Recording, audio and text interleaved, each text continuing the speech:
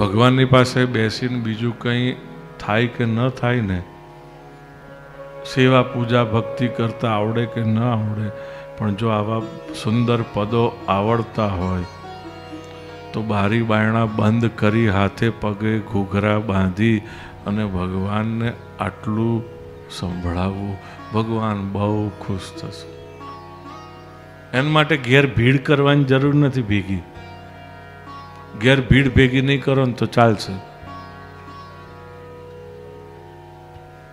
પણ બસ ઘરના બારી બારણા બંધ કરી અને પછી એને સરસ સરસ તમે પદ સંભળાવો.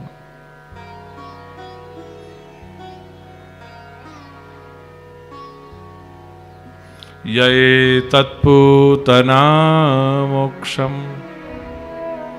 કૃષ્ણસ્યાર્ભકમદ્ભુતમ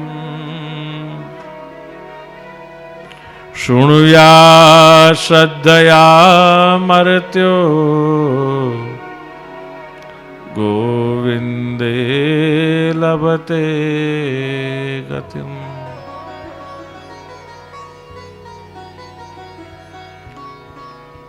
શ્રીમદ ભાગવતજીની વિશેષતા રામચરિત માનસની અંદર પણ ગોસ્વામી શ્રી તુલસીદાસજી જાળવી રાખે છે કે દરેક પ્રકરણના અંતે ફલશ્રુતિ પ્રદાન કરે.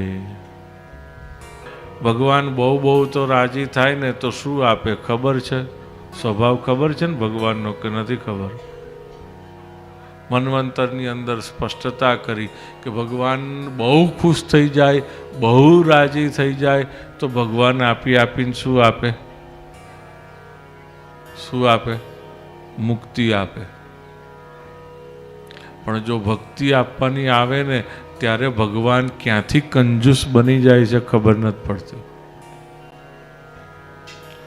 ભગવાન બહુ ઉદાર આપવામાં બેસે એટલે પાછું વળીને જુએ નહીં, પણ આપવામાં ભગવાન મુક્તિ આમ છૂટા હાથેથી વહેંચે.